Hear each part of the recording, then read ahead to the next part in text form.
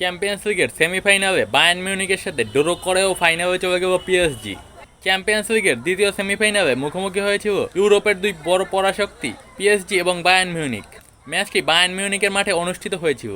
এই ম্যাচে কিন্তু দুই দলই বেশ চমৎকার ফুটবল খেলেছে। দুই দলের অ্যাটাকিং লাইন আপ, ডিফেন্ডাররা, মিডফিল্ডাররা সবাই তার জায়গা থেকে সেরা পারফরমেন্সই দিয়েছে, যার ফলে কিন্তু ম্যাচটিতে দুই দল সমানে সমান লড়াই করে 1-1 গোলে ড্র হয়েছে। তবে পিএসজির মাঠে 5-4 গোলের ব্যবধানে জয় পেয়েছিল পিএসজি, যার কারণে কিন্তু বায়ার্ন মিউনিখকে হারিয়ে ফাইনালে গেল পিএসজি। এই নিয়ে তারা কিন্তু টানা দ্বিতীয়বার ফাইনালে গেল।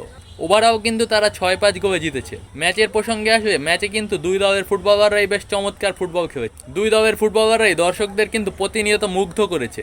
ম্যাচের শুরুতে 3 মিনিটের মাথায় খাবারেজ খেলিয়ার অ্যাসিস্টে গোল করে ওসমান দেমবেলে, যার ফলে 1-0 গোলে এগিয়ে যায় পিএসজি।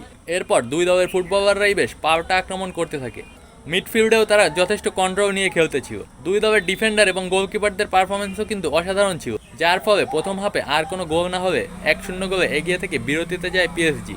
দ্বিতীয় হাফের শুরু থেকেই দুই দল বেশ আক্রমণ করতে থাকে, তবে কোনো দলই গোলের দেখা পাচ্ছিল না। বায়ার্ন মিউনিখের ফুটবলারদের আক্রমণ কিন্তু পিএসজির ডিফেন্ডাররা প্রতিহত করছিল। পাশাপাশি পিএসজির আক্রমণগুলোও কিন্তু বায়ার্ন মিউনিখ প্রতিহত করে, যার ফলে ম্যাচে একটা দীর্ঘ সময় দর্শকরা কোনো গোলের দেখা পায়নি। তবে পিএসজির জয় যখনই নিশ্চিত ছিল, তখনই হ্যারি কেন কিন্তু 90 মিনিটের পরে একটি গোল করে বসে, যার ফলে কিন্তু দুই দল 1-1 সমতায় আসে। তবে পরবর্তীতে আর কোনো গোল না হলে 1-1 গোলের সমতা নিয়ে মাঠ ছাড়ে দুই দল। পাশাপাশি প্রথম লেগে 1 গোলের ব্যবধানে এগিয়ে থাকার কারণে টানা দ্বিতীয়বারের মতো ফাইনালে যায় কিন্তু পিএসজি। ফাইনালে তাদের প্রতিপক্ষ আর্সেনাল।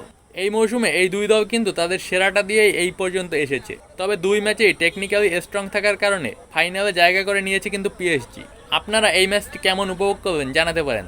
পাশাপাশি এই মৌসুমে চ্যাম্পিয়ন্স লিগের চ্যাম্পিয়ন কোন দল হবে সেটিও জানাতে পারেন।